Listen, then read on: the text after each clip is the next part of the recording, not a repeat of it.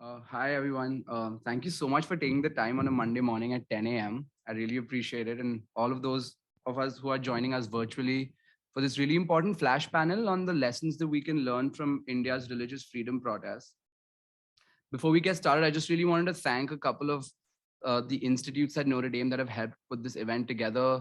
The Ansari Institute for Global Engagement, co-sponsored by the Klaus Center for Civil and Human Rights and the Asian Studies South Asia group that really helped me and give me the motivation and support to come up with this program.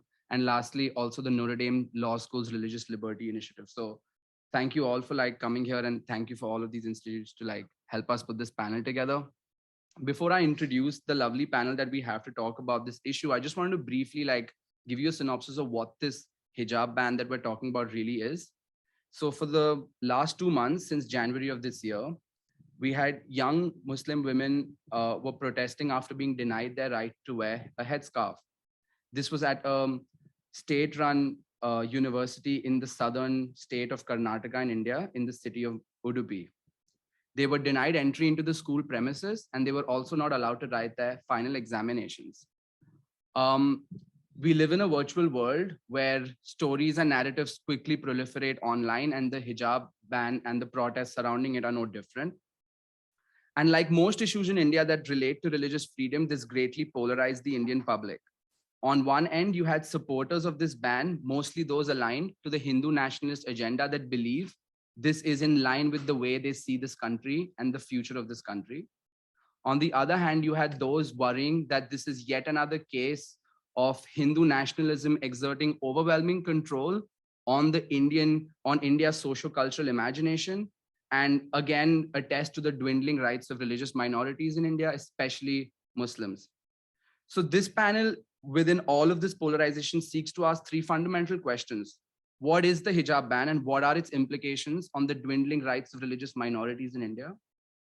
What is the legal basis for arguing or fighting for a hijab ban? And again, for those of you who don't know, the Karnataka High Court recently ruled that the hijab is not an essential form of religious expression. What is the place of a court of law to arbitrate around questions of religious freedom is also what we seek to unpack. And finally, how is the Indian experience of the hijab ban similar or different to other cases that we've seen, especially in the Western European context, where France has used the hijab ban under the pretext of laissez-faire secularism. Now, I want to introduce our lovely panel. We have Nabila Jamil, who's an alumnus of the Faculty of Law at the Jamia Millia Islamia University in New Delhi. She's currently practicing law in the Delhi High Court and Supreme Court of India, and has previously worked as a law researcher for the Delhi High Court. So Nabila, thank you so much for joining us and taking the time today. Thank you so much. We also have Fatima Khan, who covers politics, communalism, and social justice for The Quint, which is a media publishing house in India. She has reported extensively on elections, riots, and gender crimes from multiple Indian states. She specializes in rigorous ground reports, deep dives, and interviews with top leaders. And most recently, she traveled across the state of Uttar Pradesh to cover the state elections, and also led a very special series called Everyday Communalism, which explores how normalized and widespread communal hate crimes have become in the state. So again, Fatima, thank you so much for taking the time. We really appreciate it. We also have Julia Kowalski, who's an assistant professor of global affairs and a concurrent faculty member at Notre Dame's Gender Studies program. A cultural anthropologist by training, she completed her PhD in the Department of Comparative Human Development at the University of Chicago. And ever since 2007, I think, she's been conducting fieldwork in North India, focusing on issues of gender, kinship, women's rights, personhood, gendered violence, and everyday institutional practices. So again, I really want to thank all three of you for taking the time to talk about this really important issue. And now I just want to start by providing the floor for our panelists to give some opening remarks, perceptions about this issue from their specific vantage point. So we'd start with Fatima, for your opening remarks. Yeah, hi. Can everyone hear me? Okay, right. Hi, everyone. Thank you so much for having me, Prithvi. And it's lovely speaking to all of you. Some of you might not be fully aware of what has been happening. I myself, I was just telling Julia and Prithvi, I have come to Karnataka day before yesterday. I'm actually making a short documentary on the hijab ban. That is how big an issue it has become in India. Even though so far technically it is limited to the state of Karnataka, but um, in no time it has become a subject of polarization outside of Karnataka as well, in just regular middle class Indian drawing rooms. And the other day, in fact, I was at a shop. I live in Delhi, and I was at a shop buying some groceries, and I saw two men just talking to themselves that, oh, look, the Muslims are upset, their hijabs are being snatched from them, and then they laughed. And there was just a normal conversation that two men, two middle-aged Hindu men, I presume, in New Delhi were having. And that is how polarization works. That's how the politics of polarization works, unfortunately. Nonetheless, I think I just want to dedicate my opening remarks to what I've witnessed in the last 2 days alone, because it has been so overwhelming. In fact, just today I spent the day with the lead petitioners in the High Court in this case. These are girls between the ages of 16 and 18, young girls who just wanted to go about having a normal college life, wanted to hang out and chill with their friends, wanted to pursue their education. There are also some very high achieving girls. For instance, this one girl who, in fact, has an FIR in the police registered against her for quote unquote hurting Hindu sentiments, because she confronted her hecklers and her harassers. I don't know if you've seen, but there are these videos that have been going viral for the last 2 months of young hijabi girls being stopped at their college gates by saffron shawl wearing men, part of the RSS or the Hindu right wing, stopping them and heckling them. And it's basically harassment. And she fought back and she yelled back, and she had an FIR registered against her because of that. And I met with her yesterday and her mom, and she's just this young 17-year-old who wants to become an IPS officer. Incidentally, she wants to become a police officer. She's been studying for several years for that. She's also an incredible singer. Today I was with Alia, who is one of the lead petitioners. She's a karate champion and a national level karate champion.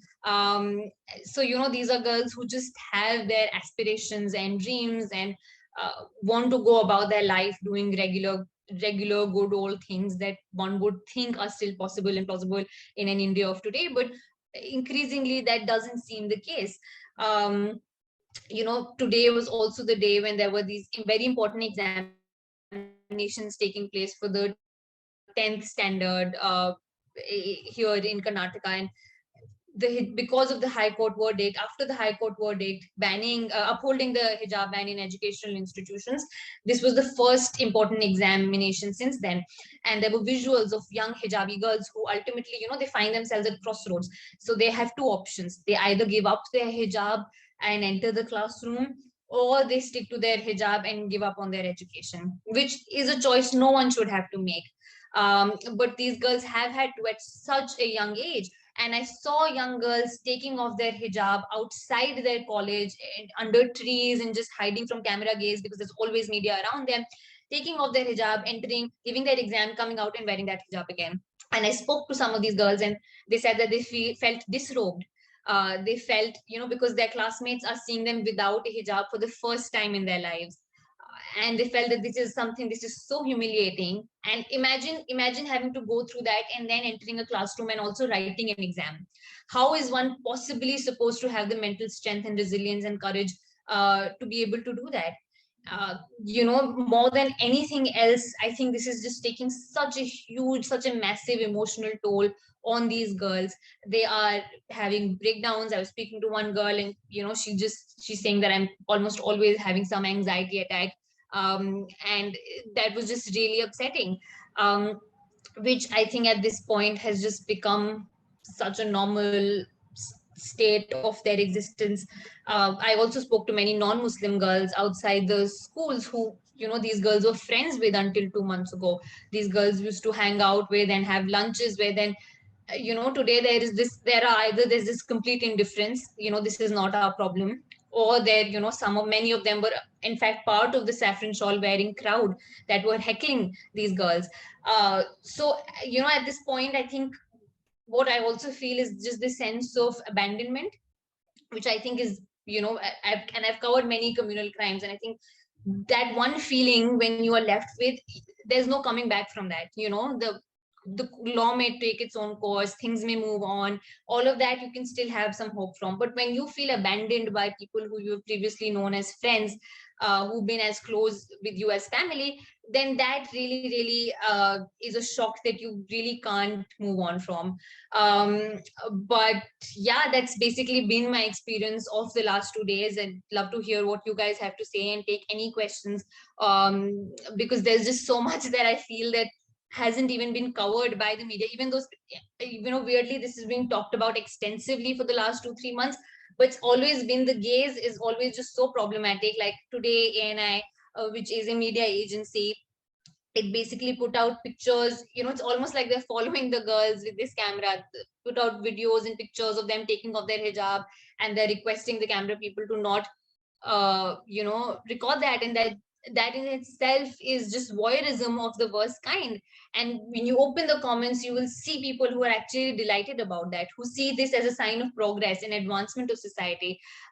So for these girls to ever return to their schools and colleges, even if the verdict eventually the Supreme Court, stands by them, I feel like the normal regular public needs to be on their side for them to ever feel safe more than anything else. Yeah, that's about it for now. Yeah, thank you so much, Fatima. That was really helpful because as you know, many of us are reading about this issue, having secondhand news stories to really rely on. It's really important to really understand what the girls in this case are really going through, and their sort of lived experience is something that often gets alienated in the way people report about the story. So really, thank you for giving us those insights.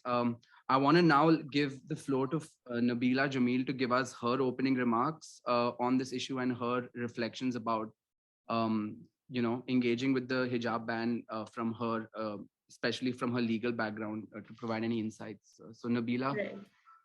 Hi, Prithvi. When this issue came up, so many people were saying that this was an issue that should not have been an issue.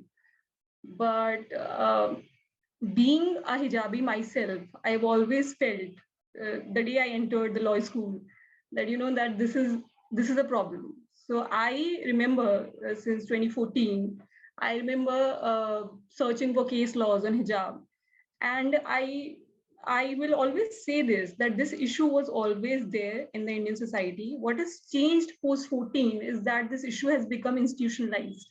So even before 2014, if you are a Muslim in India, you would have heard these stories that your mother had to remove her hijab or your grandmother had to remove her dupatta because she wanted an education, because she wanted an employment, because she wanted some space in a public place.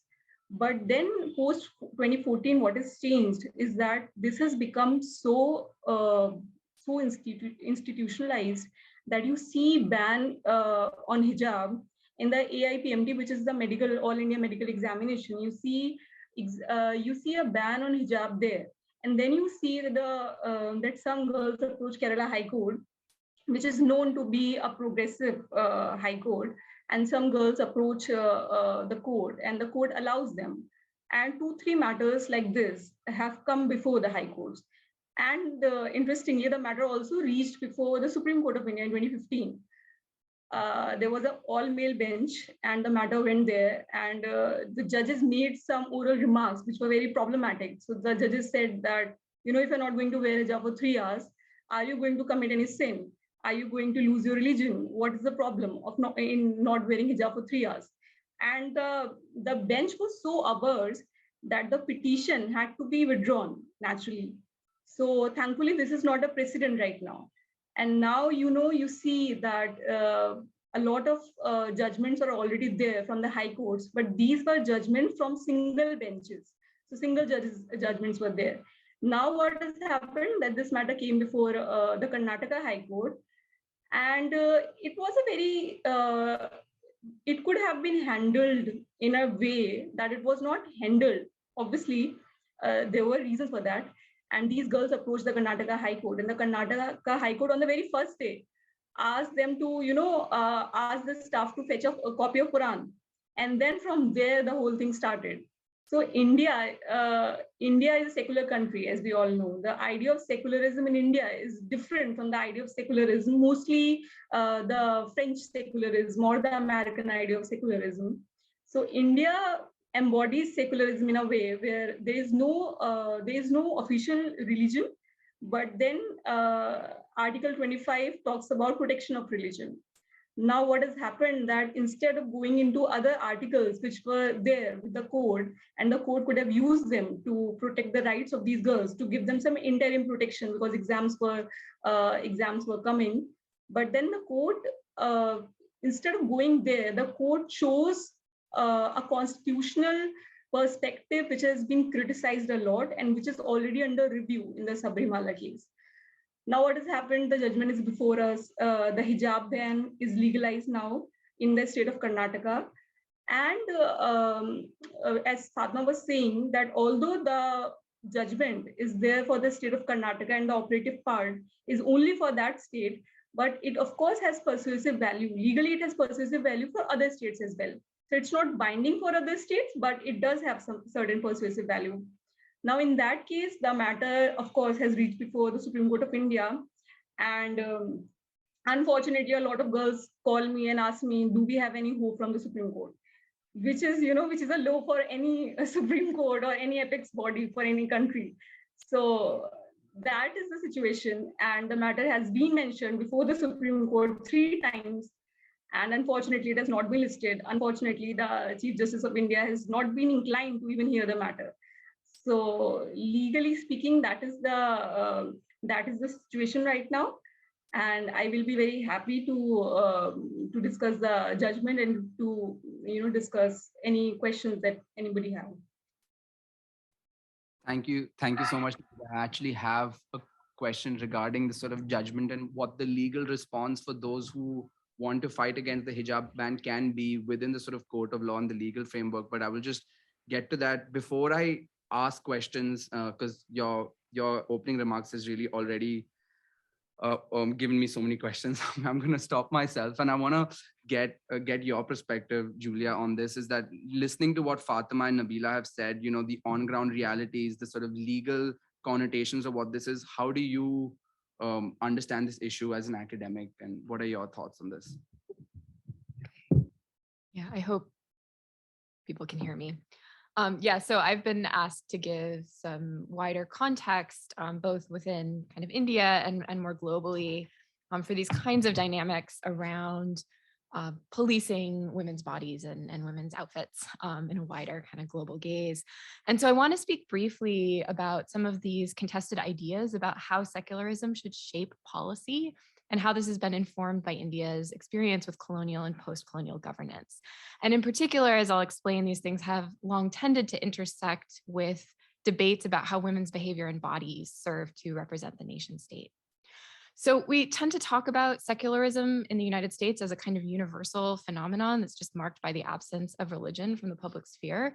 But as Nabila has already pointed out, secularism really varies depending on the kind of history and sociopolitical context of various states. So for example, in France, secularism is thought to protect the individual from religion. So it's the state protecting individuals from the claims of religion, whereas in the United States, the state protects religion from the state itself. And in India, as Nabila, I think, already pointed out far more articulately, secularism has come to mean the kind of equal treatment of all religions. But of course, everywhere that we talk about secularism is also deeply contested. It's difficult to put into practice, it's open to wide interpretation, and it's telling that debates about secularism often run into conflict around questions of whether and how to govern women's bodies. Headscarves in particular have been particular flashpoints, revealing longstanding anxieties about both gender and Islam with regard to the modern nation state. So this is especially the case in India, where the figure of the minority woman, often embodied in the form of the Muslim woman, has long been the grounds for a model of gendered citizenship that multiple scholars have referred to as custodial. And I'm building here on the work of theorist Rajeswari Sundararajan. So Sundararajan has argued that the Indian state has long portrayed citizenship as a form of custody for women, in the sense of custody both as protective care, but also in the sense of incarceration. So this custodial framework arises from a colonial history where the treatment of women was used as the grounds for a civilizing mission. European powers had to save brown women from brown men. And as a result of that, early nationalist advocacy turned to the question of social reform around women's social status. Within this framework, Muslim women in India have long occupied an awkward position because religious tolerance and secularism often seem to come into conflict with this custodial mission to protect women from the harms of so-called tradition. In the case of the hijab ban in Karnataka, it's interesting to note that we're talking not only about Muslim women, but about girls, so children. These students are at the node of multiple intersecting axes of perceived vulnerability from the perspective both of the Indian state as well as women's movements. So as Sundararajan points out, this dynamic of custodial citizenship creates odd bedfellows in India, particularly between right-wing forces and liberal feminists. So this was evidenced in debates in the 80s and 90s around instituting a uniform civil code that would replace India's personal laws that vary by religious background, and also emerged in kind of key cases in the late 80s and 90s that pivoted around the vulnerability of Muslim women to supposedly harmful religious practices. So these include very well-known legal cases such as the Shah Bano case and the Amina case. So Rajan writes that in these cases, we see the figure of the Muslim woman as something that calls forth, and I'm quoting, a novel form of recognition from the state. She is one of us. She's not one of us, but she is ours. As Muslim, child, and female, she is the other of a majoritarian self that is coded as bourgeois, Hindu, adult, and male. But within the rhetoric of rescue and custody, she could be claimed as belonging to the nation. So I wanted to kind of think with Sundararajan's model of custodial citizenship and the role of the Muslim woman and kind of building a sense of Indian secularism, because I think what we're seeing in the case of this Karnataka ban is a shift, a really big shift away from that, where this kind of possibility of custodial citizenship seems to be called into radical question. So it's no longer clear, I think, that the Muslim woman, especially like the vulnerable young Muslim woman, can be made ours through this form of custody. And instead, what we seem to be seeing is a kind of weaponization of these earlier custodial modes into a kind of custody that's really premised not at all on care or protection, even in bad faith, but on exclusion. And unfortunately, this really resonates with kind of a global liberal discourse of imperialism that has long used the treatment of Muslim women to justify social and military interventions abroad. So, in kind of worrying about the hijab, these legal interventions both recenter the figure of the so-called oppressed Muslim woman, but also kind of center the veiled woman as a sign of a threat to a broader liberal social order. And scholars ranging from Franz Fanon up to Laila Abdul-Ghaud and Joan Scott have kind of discussed these paradoxical or twin modalities. So at the same time, I think it really matters. So on the one hand, we're seeing this big shift, I think, in India away from a kind of sense of an exploited figure of the Muslim woman as a form of custodial care towards a kind of use of the Muslim woman as a stage for exclusion and a staging of a kind of Hindu majoritarian state. At the same time, I think it really matters that we're talking, so Fatima talked a lot about how these aren't just any girls, they're high achieving, they're really smart, they're ambitious, they're really visible publicly. And this plugs into another kind of global process that I think we see at play here with a kind of right-wing turn in majoritarian politics in India, which is this kind of set of gender panics around the increasing prominence of women in the public sphere all over the world. So multiple scholars have pointed out that shifting political economic winds, as well as global policy frameworks that center women's rights, have provoked a crisis in what Moore and Cole have called provider masculinity and the vision of the nation as a patriarchal family. So again and again, we see all over the world that when this model of masculinity is threatened, we see a response through efforts to control and police and otherwise manage women's bodies and reproductive capacities across a range of scales. And so in India, this is visible not just in this hijab ban, but also in waves of moral panics, both about the fertility of Muslim women, this widespread and I think undemographically supported fear that Muslim families are having more children and are trying to kind of take over India demographically, but also through conspiracy theories such as love jihad, which is a widespread conspiracy theory that posits that Hindu men are trying to literally seduce, Muslim men are trying to seduce Hindu women into Islam through promises of love and marriage. So while school uniforms might seem quite separate from these other concerns, they're all working to redeploy long-standing rhetoric around nation building on the bodies of custodial subjects that are women. And at this point now, we see that this rhetoric is kind of supercharged by the implicit Islamophobia of much liberal policy on the global stage, paired with a twist away from portraying the state as a space of secular equality. So I'll end there. Thank you so much, Julia, for really giving some context to this issue. And as you rightfully said, this is not a sort of question or a concern in isolation. It really has its roots in other policies and a sort of systemic alienation of Indian Muslims. And talking about theories, I think one thing that when you were speaking, it really also reminded me, it also echoes a lot of Roger Friedland's work on the sort of erotic logic of religious nationalism, which put simply says that the nationalist project in India, which is premised on an idea of sort of hegemonic masculinity, necessitates draping the women's bodies often with the sort of like agendas of hyper-nationalism, which are inherently masculine. So kind of tracing the sort of relationship between gender identity and the construction of what Hindu nationalism is essential to understanding the sort of rhetorical and sort of political value of this hijab ban, because it's also important to remember that state elections are being held and there is an electoral salience to this entire ban, and no politician is always thinking electorally. So really kind of grasping with those questions is also important. I'm so glad that we got these opening remarks. So now I think the audience members also have a sort of like a seemingly holistic understanding of what's really going on. I really have I want to start with a question for Fatima. Fatima, what really surprised you the most about the public opinion on this issue? Right now, you, as you've said, you've covered issues like the Delhi riots of 2020. You've covered protests around the Citizenship Amendment Act. So you've really been on the ground for other cases of anti-Muslim prejudice and discrimination that India has been seeing in waves after 2014. How do you really look at the on-ground reality of this on a public perception level, and how different or similar is it to what you observed before in your experience as a reporter? Yeah, nothing really surprises me anymore. And I'm not saying that because I'm, cynical by nature. I'm actually not. In fact, I met a politician the other day, right before the UP elections, and I was talking to him about some permutation or combination that may somehow work against the BJP. And he laughed, and he's a leading Muslim politician, and he said, Fatima, you're such a Muslim, you're just eternally optimistic. He laughed because being optimistic is kind of part of the faith.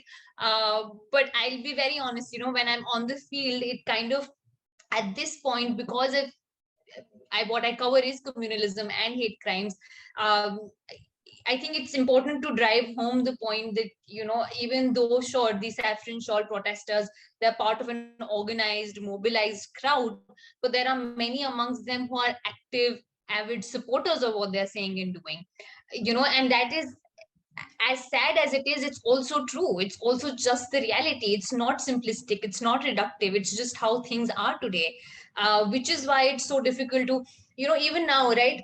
When these things are often discussed, you will notice, usually, traditionally, one would imagine that traditionalists or conservatives of all sides will come together and say, no, you know what, religion over all else. And that is something we have seen in the past, especially given India's not just socio-political context, but just our demography and how India is a very, very religious state. It just baffles me how people don't realize that they're talking about uniformity and keeping education separately from all of this, and keeping the state and offices and public space away from hijab. And India's most populous state, Uttar Pradesh, which incidentally went for polls 2 months ago, has its chief minister who is a saffron-clad man. He wears a saffron robe every day and every night for the last, all his public life. And that's just how it is. That's just an acceptable, normalized status of life now, and no one's questioned and no one's ever bat an eyelid over that. My point is that is just how religious India is as a country. So of course, we have to look at all of this in the context of India and how it has existed. I think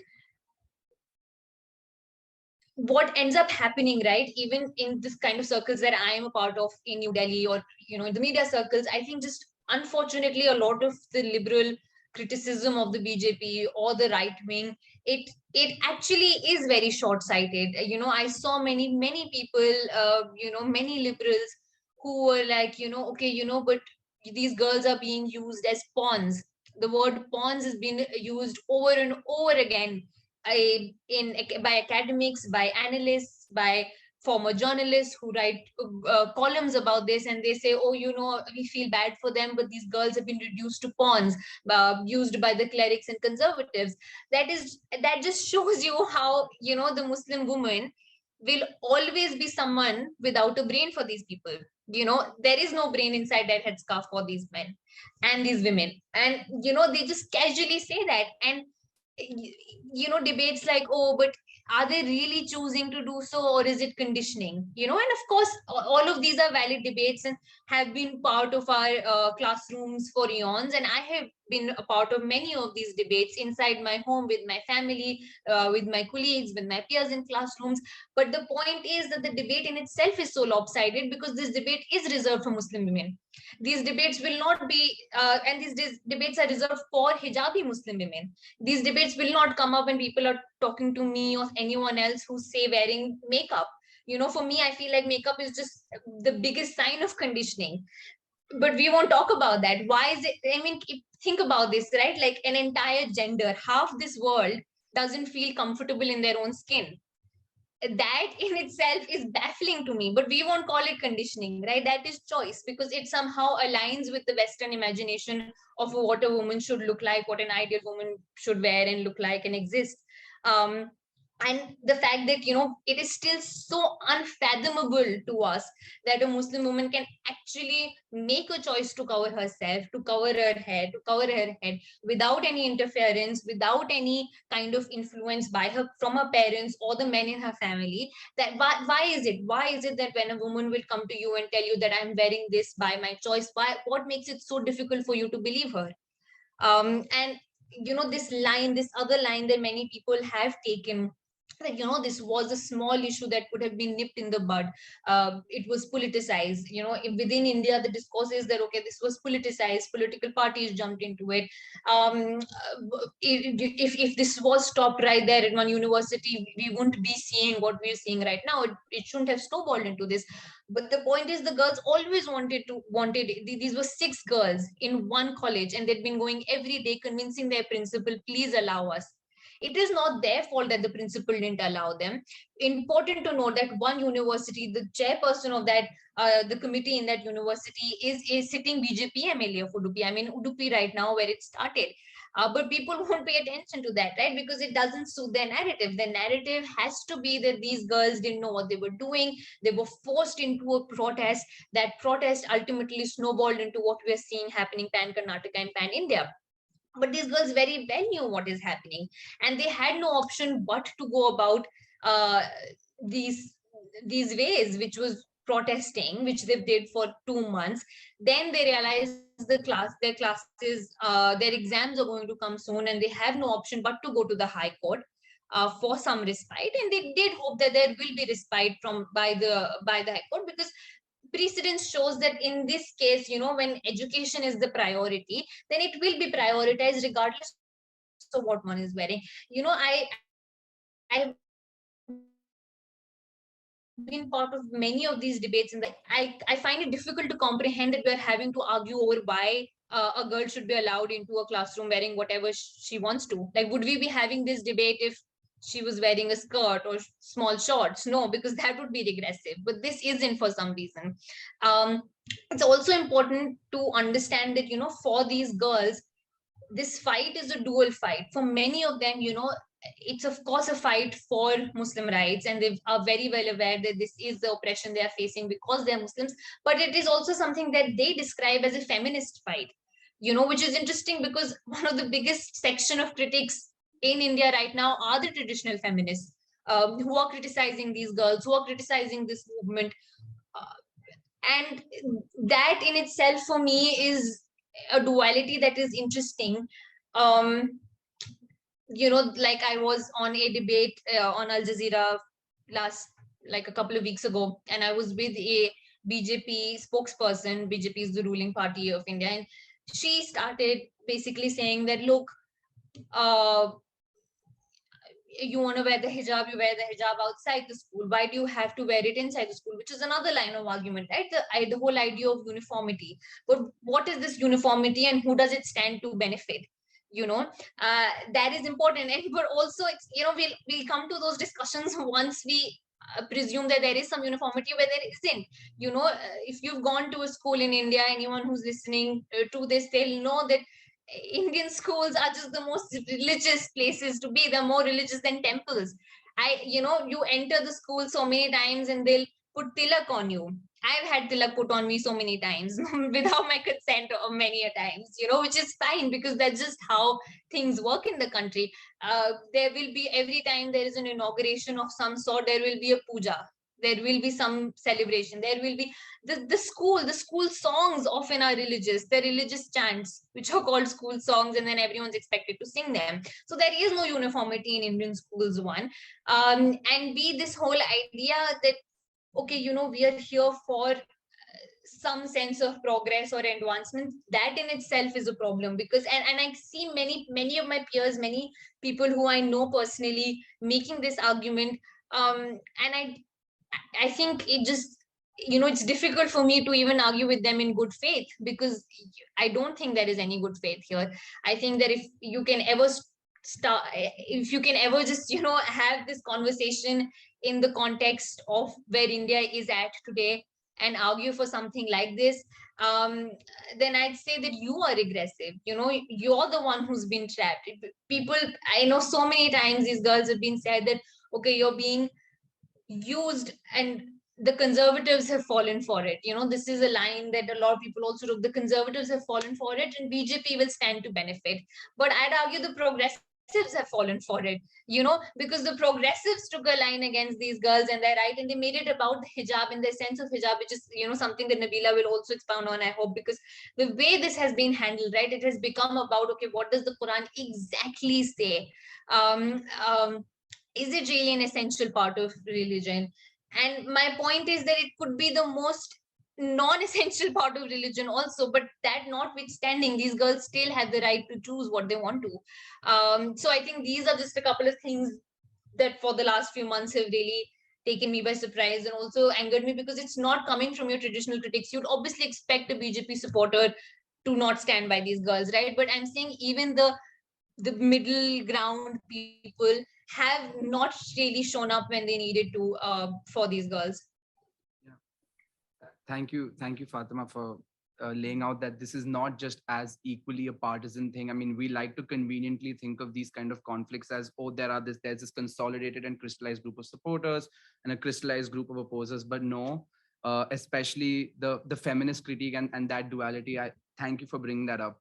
I really also want to get Nabila into this conversation and ask her, I'm just baffled. Like, why is the court deciding what is essential or not? Like, that's just my question. And if you could just tell us from the legal perspective, if it's not the court's place, and if we all care about sort of fighting for the legal rights of Indian Muslims, especially in context of the hijab ban, what is really needed?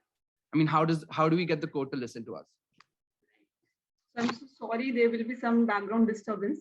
This is call for prayer here in India. So, can courts in India go into, what is essential for a religion or not? So this is a question, and this is a very big debate that has been going on. Sabrimala case, I'll give you a brief background that Indian Constitution, Article 25 of the Indian Constitution, which falls under Part 3, which talk about fundamental rights. So fundamental rights are the rights which are enforceable by the courts in India, and Article 25 is actually the main article that talks about freedom of religion and conscience.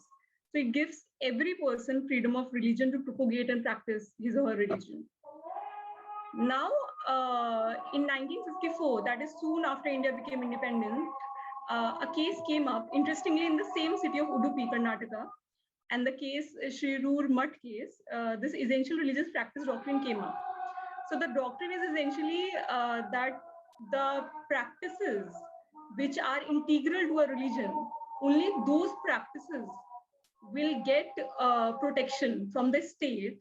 So this was coined since there was a background to it, that since everything in India is religious, that was the idea, that since a lot of things in India are religious, so there has to be a line. So this line was drawn, and from the inception of this doctrine, this has been criticized because courts competent enough to discuss what is essential to a religion or not. Now, in the present case, the court itself says that it did not have a lot of material to discuss to assess whether hijab is essential to a religion or not, to the religion of Islam. Now, even after that, the court took a particular translation of Quran, and the court gave it a reading, and the court said that, see, this translation we have, and this translation falls in line with our understanding of the issue. And so, hijab is not an essential practice of religion of Islam. Now, I will also give you a brief background to this. ERP in India has been used, and I say this very responsibly, that it has been used to suppress the rights of minorities again and again. In the Zubair Corporal case, the issue was in India, a Sikh can have beard and can wear a turban in the defense. Now, Muslim men on the same lines approached the Supreme Court of India and said that, see, I want to have a beard because it's a part of my faith and I want to have a beard. Now, the Supreme Court of India went into ERP again, which is essentially religious practice doctrine. And it says that, see, we don't think that beard is essential to a religion. So you can't have a beard.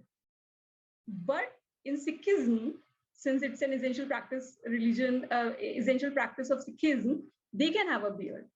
Now, this distinction is only on the basis of their understanding of Quran. They did not go into the text or the books of the religion Sikhism. They didn't go there. So, you will see this discrimination where, non-Indic religions have been treated in a certain way through the essential religious practice doctrine. Now you will see that the famous case of Babri Masjid, which was a land dispute in India, and which was one of the biggest dispute in India in the recent past. So the court went into assessing whether mosque is an essential religious practice or not. And the Supreme Court said that, see, you can pray anywhere. You don't need a mosque. So mosque is not an essential practice. It's not an integral part of the religion of Islam. There was another case where, there was another case where the court went into assessing whether slaughtering cow is essential practice of Islam or not. So this has happened again and again, and this has come up where we are on a point now where some girls go approach the Karnataka High Court, and they say that, see, we want to wear hijab. And since the very first day of the hearing, and all these advocates who have argued the matter, all 5 advocates, the senior advocates, the competent advocates, and all these 5 advocates from the very beginning tried not to press the essential religious practice doctrine because they knew, where this can go. And they were trying to keep it at Article 19, which talks about freedom of expression and choice. They were trying to press Article 21 that talks about right to life, but it has been broadened in a way that it now also includes right to privacy. It also includes right to bodily autonomy, and it also includes a lot of rights similar to the right of choice. So they knew that ERP can be tricky when it comes before the constitutional courts in India. Now, even after that, the issues, first of all, the issues were not what happens in India, that when a matter reaches before the courts first they first make certain issues and then the hearing took place. Now, in the present case, the issues were not clear before the court, that what they are arguing about. And the court, the bench was putting questions and the bench was asking questions, and then the advocates were trying to assist the court. Now, in that process, the court itself pressed a lot on the essential religious practice doctrine. The court asked again and again whether it's an essential religious practice in the Quran. Does the Quran talk about hijab? Where does the Quran talk about hijab? And a lot of translations of Quran were brought before the court. Since the original Quran is in Arabic and in India, the language of courts is English. So a lot of translations were brought, and the court chose one translation that aligned to court's idea of, court's idea of hijab. So this is how it has happened. And all the other Qurans that were brought, so there were around 6-7 more Qurans that were brought before the court. And most of the Qurans and most of the religious text and religious material that is already there in more than 1400 years of Islam has been very clear on the mandate of hijab. And the community, even if that would have not been the place, the ERP in India right now, as it stands today, says that if the believer, the Shri Ruru Mutt case talks about this, that it is the right of the believer to decide whether something is essential to his faith or not. It will be the believer who will decide. But now the courts are deciding whether something is essential to the religion or not. And then 4 questions were formed. 3 questions were about, the first question was about ERP, that whether hijab is an essential religious practice. The second question, interestingly, was a question that nobody raised. No advocate raised this question. The second question was whether uniforms are constitutional or not, which was no advocate asked this question, because the question was, and the relief that was sought from these girls was that they wanted to wear the hijab along with the uniform, along with the prescribed uniform in the same color. Now the court says that whether uniforms are constitutional or not, which is a entirely different question.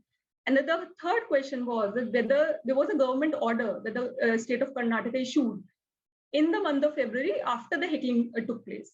So the government order of Karnataka legalized hijab. That was the first government order that was challenged before the Karnataka High Court. Then that came before the Karnataka High Court. So the third question was whether enough to issue a government order. So these 3 main questions, the fourth one is not very important. It talked about relief. So these 3 main questions were framed. Now these questions, interestingly, were not framed before the hearing took place. Now after the hearing took place, these 3 questions were framed. It was the first time when advocates saw these questions in the judgment. And then, there's this whole discussion and everything falls back to the essential religious practice doctrine. So when I was reading the judgment for the first time, my reading of it was, okay, so this is how, law can be used to perpetuate injustice, because that is the classic case with this hijab ban.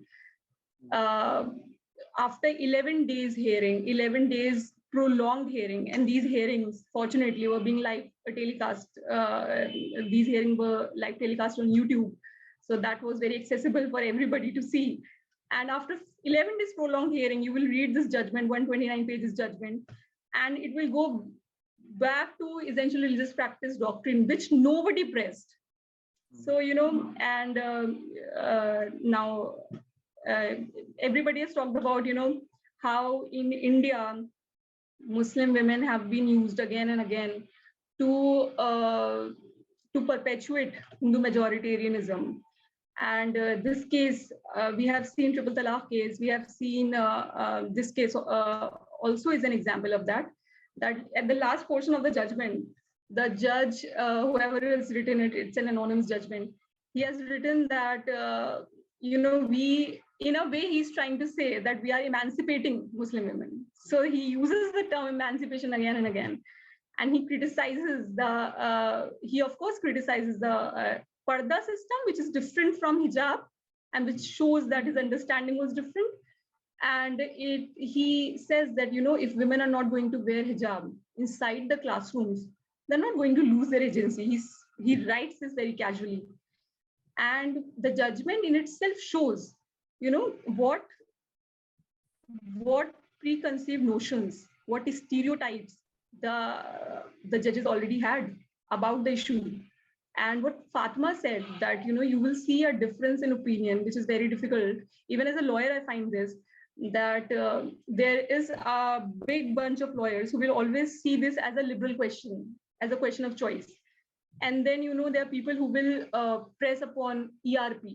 But the question boils down that whether a Muslim woman, will we keep asking her this question, that is she a Muslim first or she is an individual? Just because she's a Muslim, will she not have Article 19 and Article 20 rights?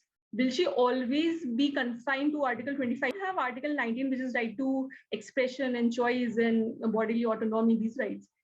So just because you are a minority in India, will all your rights are confined under the Religious Freedom Clause now? And your Religion Freedom Clause has, multiple riders. So the clause is already subject to public order, morality, and health, and now it's subject to ERP, which does not have a good history. So these questions, hopefully, will go before the Supreme Court. A lot of petitions have already been filed, and there are the girls have already approached the court, and multiple petitions have been filed where women organizations, Muslim women, big bodies in India, Muslim bodies have approached the court. But then, the matter falls back to the point that in India, unfortunately, in the recent years, a lot has happened on the same lines. And the judiciary, unfortunately, is not ready to even hear the matters, to even list the matters. So, which is still happening. Even the judgment came on 15th, and the first petition was filed on the same day. And the first petition, the matter was mentioned before the chief, and the chief said that, see, we are going to hear the matters after the Holi break. The Holi is a very big festival, Hindu festival in India. So the chief said that we are going to hear the matter after Holi. And then, the matter was again mentioned. And the chief said, see, this matter has nothing to do with examinations. So let it be. So this is the approach. Now, hopefully, it will be mentioned again, and hopefully something happens. So these things will be challenged on the same grounds, on Article 19 as well, and Article 21. There are other rights. Of course, Article 25 is there. And then there are other rights. The cultural rights, Article 29 is there. And this is a clear-cut case of discrimination, because in India, you have right to equality. Everybody is equal before the law. So Article 14, this is a clear case of discrimination where there is no reasonable justification. There is no intelligible differentia why a Sikh kid will be allowed to wear a turban and a Muslim girl won't be allowed to wear a hijab. There is no reasonable differentia there. There is no intelligible differentia there. So this is a clear-cut case of discrimination. This is also a case where the court could have easily, reasonably accommodate the practice, which is a constitutionally, Indian courts have now accommodated the principle of reasonable accommodation, which was not used, which was no accommodation was given. So these cases of proportionality, reasonable discrimination, of privacy, these all will be pressed before the Supreme Court. Wow. Thank you so much, Pooja, for providing the sort of more details on what the seeming contradictions that seem to be apparent in how the High Court in Karnataka ruled about the hijab ban. I see that we're running out of time and I don't want to take up any more time. I just want to open up the floor for any audience questions if there are any. Yeah. Nick, I'll give you the mic. There's another mic. Yeah. Thank you, Nabila and Fatima, for joining us and providing such valuable insight, both legally and from the sort of space of journalism, and Julia and Prithvi, of course. I had sort of one quick comment and a couple of quick questions. The comment was just that as Nabila was speaking, I was shocked at how alarmingly similar the Karnataka High Court's method of going about adjudicating what is an essential religious practice is to what the British colonial government itself did in the late 18th century by basically putting together a bunch of Maulvis and Pundits to come up with what Nathaniel Hall had called the Code of Gentoo and Mohammedan laws, which is a way in which it codified textual rather than practice-based faith, which is why we had the Hindu personal law was basically one that was very upper caste. And also even the interpretation of Islamic law was very much based on text of the Quran rather than that of the varied practices across South Asia. So my quick questions are, one is that I've heard some debate in the Indian press about whether it is accurate to call this a hijab ban, or is it accurate to call this this Karnataka Supreme Court was, High Court, sorry, is actually only adjudicating on the question of whether the school or educational institutions have the right to dictate what is worn on their premises, right? That hijabs can be worn outside in public. So, I mean, though I do think that is effectively a signal towards a kind of ban of overt religious practices, what would you say to that sort of retort? Though mealy-mouthed it is, I understand.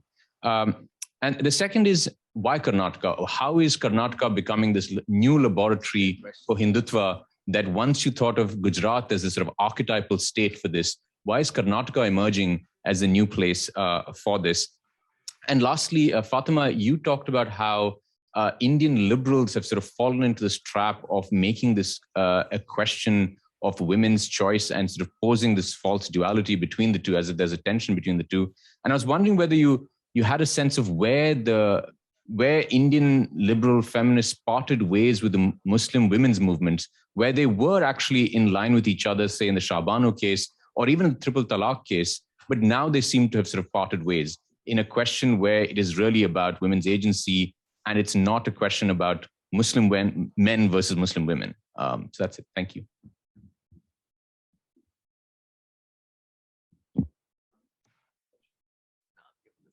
Yeah. Wait, we can't see that.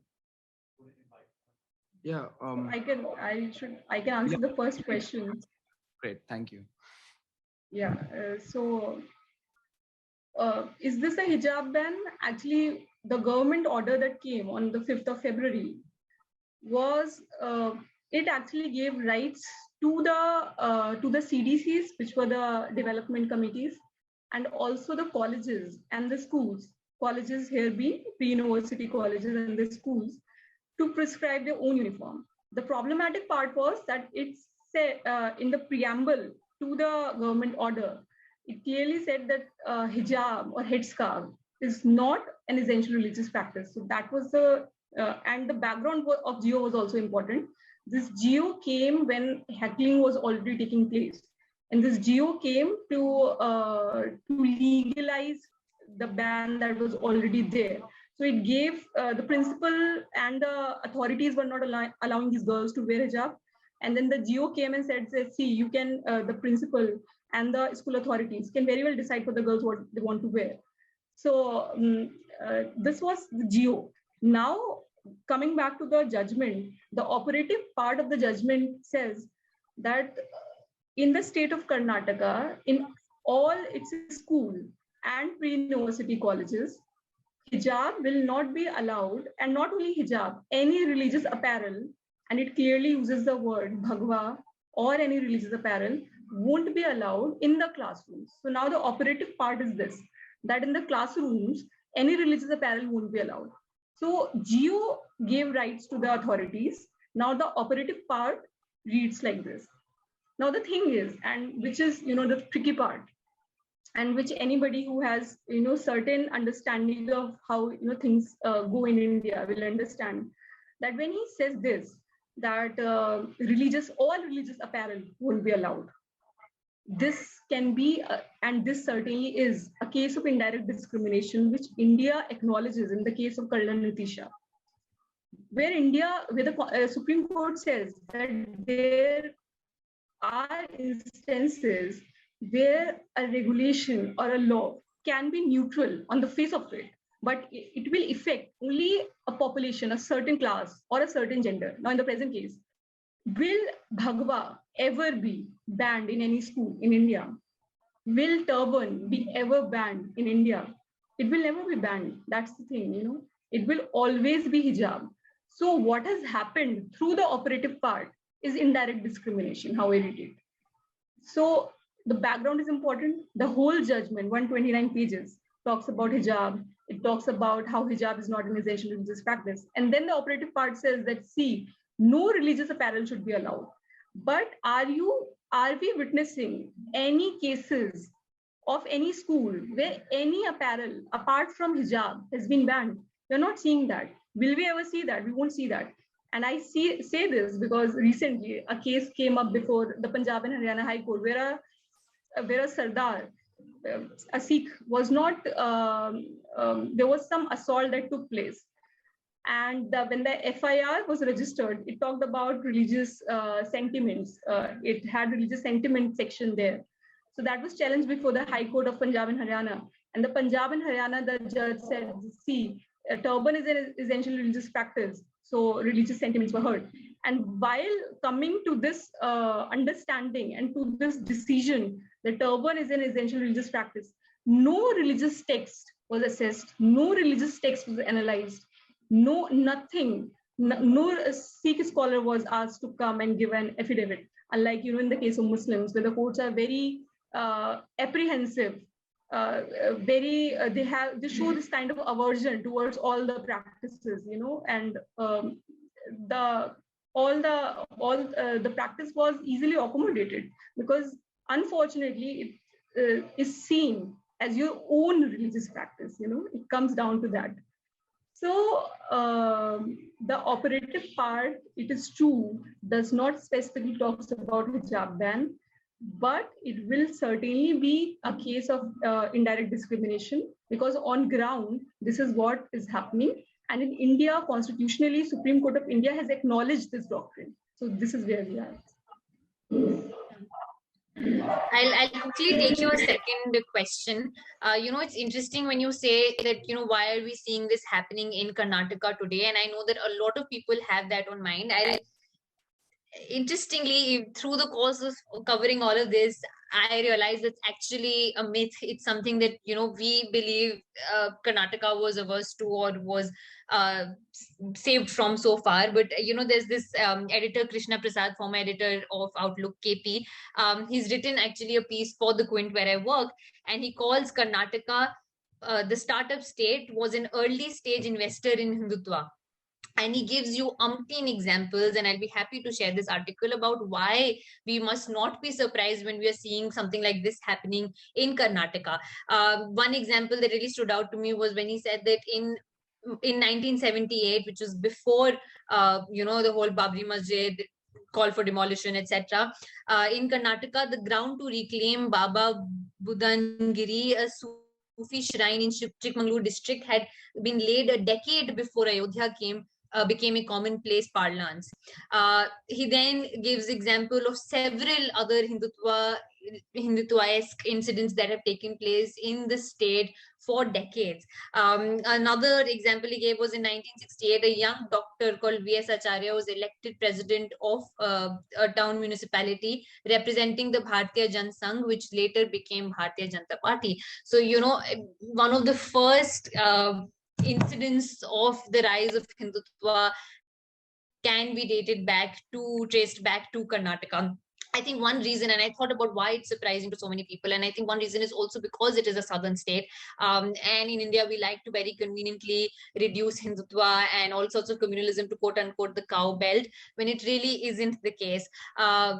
Another reason is here, generally you will see a lot more visibly Muslims in southern India, in Karnataka, in Kerala, as opposed to North India. And that's for the simple reason because there is a lot of exchange of culture with the Gulf, because a lot of people from the south have traveled to, and vice versa, from Gulf countries, which is why I think it's easy to fall for the illusion of this being some sort of secular place when it really isn't. And it's something that I fight with a lot with my South Indian friends also, who like to think of South India as this some sort of like a happy, safe, secured, away from all this Hindutva North Indian nonsense, and it really, really isn't the case. And I'd be very happy to share this very lucid article that KP has written.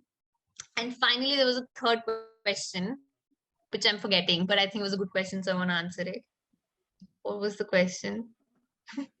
About the parting of the ways between the Muslim women's movement and Yes. liberal. Yes, yes. I really don't think that they've been parting of any ways. I think that's just how the ways were, very, very parallelly existing, supposedly working towards a common goal, but not really. And I I don't really like liberals, as you know by now, but I think it's just the liberals all over the globe, but particularly in India, have failed. Many of us have been failing minorities, because it really disturbs me when there is, when like Nabila said, there's a question, and the court is expected to answer a question, but then it goes ahead and answers another question that wasn't asked. No one asked the question about essentiality of religion or hijab, conditioning choice. These questions weren't asked. These questions don't matter in the paradigm of what we're talking about. Even in triple talaq, right? I know for a fact that there were many, many feminists, liberals, people who I've read all my life growing up, who I've looked up to, who took honestly just the most shameful positions. The reality of it is that ultimately, of course, it is about the Muslim woman, and taking away her agency, but it's also about the Muslim man, and the idea to repeatedly and continuously demonize the Muslim man. In so many debates I go to, that I'm repeatedly asked, oh, but what about the Muslim woman? When will she be free? This is a very like a very honest question that I'm asked, and I'm saying, of course Muslim men are patriarchal, but that's because men are patriarchal.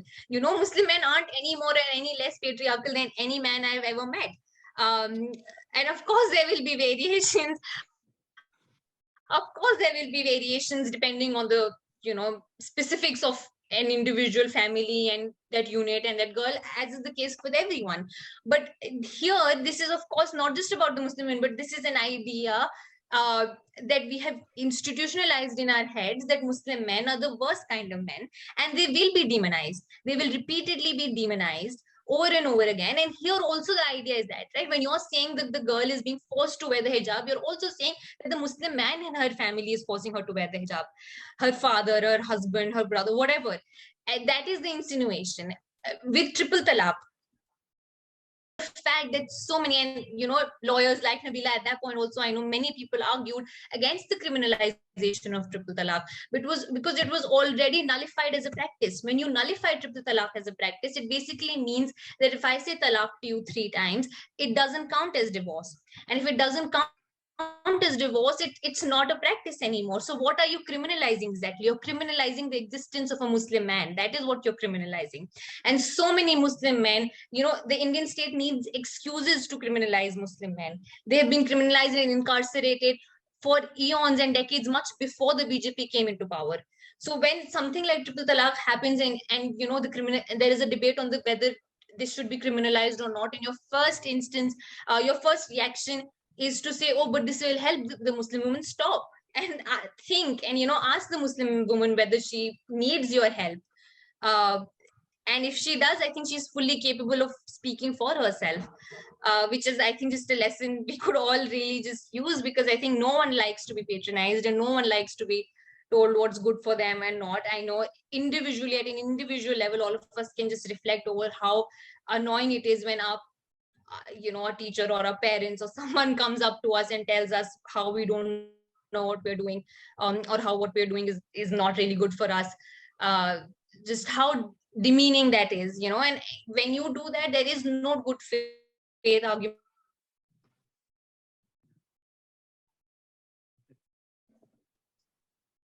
Wow. Well, Okay. at a very important point I think she was making, but I'm not going to speak for her. Don't worry. But I just also, I think we're above time. I don't want to keep all of you lovely people who've like sat with us on a Monday morning talking about this issue. I really appreciate it. Thank you, Julia, for taking the time. Thank you, Nikhil, for that amazing question. And if you're interested to know more about this issue, if you want to read more about this issue, please reach out to me. I'd be happy to give you some sources from smarter people who've written and spoken about this. Thank you for your time. And I want to also thank all the panelists. Nabila, are you still here? Yeah, I am here. Yeah. I wanted to thank you so much for taking the time. Some of the things that you said about the law and how the specific articles work, they were really illuminating to me. So I really want to thank you. Fatima, I don't know if you've gotten back. No. Oh, good. hi. Sorry, you got cut off in the middle. Yeah. My net conked off. Okay. No, but I just want to say, do you want to finish your thought before we close? Or I think I was towards the fag end of my thought, and I said I don't know where I got cut off. So, but yeah, that's just basically the long and short And of what I had if to I say. can just add on, I totally agree with Fatima. And just to add on that Shabano and Shaira Bano, both cases, triple talaq case and the Shabano case, you will read Shabano case and it starts from quoting an Orientalist. So and you will read Shaira Bano and you will see when I was reading Shah Banu for the first time, and I felt okay, he starts by quoting an Orientalist and he starts by criticizing Islam. And as a practicing Muslim woman, it was difficult for me. And same is the case with Shaira Bano. You will see Shaira Bano case and you will see that it ended up criminalizing Muslim men through the Triple Talaq Act. So it's now how I see the hijab ban, I always say this to my friends, that this will be the litmus test for the feminist movement in India, that here are Muslim women who are standing for something. And I know that, in India, feminist, unfortunately, majority of the feminist scholars and the activists want to save Muslim women. But now, and this is what has happened in Shah Bano, the judiciary could save Muslim women, Shaira Bano as well. They wanted to save and then they wanted to criminalize Muslim men. So this is what has happened in the Shah Bano case and in the Shaira Bano case. The conclusion of Shaira Bano was criminalization. The conclusion of Shah Bano was, as she said, that it was a bad understanding of the Islamic faith. So, and it is quoted again and again to prove that point. It is taught in law schools through the same perspective that, see, this is how patriarchal this religion is. So it's all these cases, they give you some kind of Islamophobic understanding. And now, we are back to the hijab case, where Muslim women are again asked, again and again, they are asked to prove that this is their choice. And these girls from the last 4-5 months are fighting, and these are teenage girls, and they're fighting and they're going and they're saying that, see, we do hijab, and they're made to give interviews and they're being heckled and they're still doing hijab, we're still doing hijab. And still, it doesn't count. And still, the court is saying that we are going to emancipate you. And the court is saying that, see, this is going to be, he writes, the judge, whoever the judge is, writes in a certain way that this is going to be, this might get applicable in other professional settings as well. So it might come in the courts of law as well. So it might come for all of us. And still Muslim women are doing it. And still they're made to prove that this is a choice. So I think this case will be a litmus test, because there's no more saving, at least. yeah, I think that's a really articulate way to summarize it. This is going to be a litmus test for feminism, and also for Indian men to just stop talking and listen. We don't do enough of it. And I hope that the controversy around questions of agency for Muslim women finally give them the voice that they so need. Thank you for taking the time. Thank you, Julia. Thank you to our panelists. And thank you to all of you sitting here today. Have a wonderful day.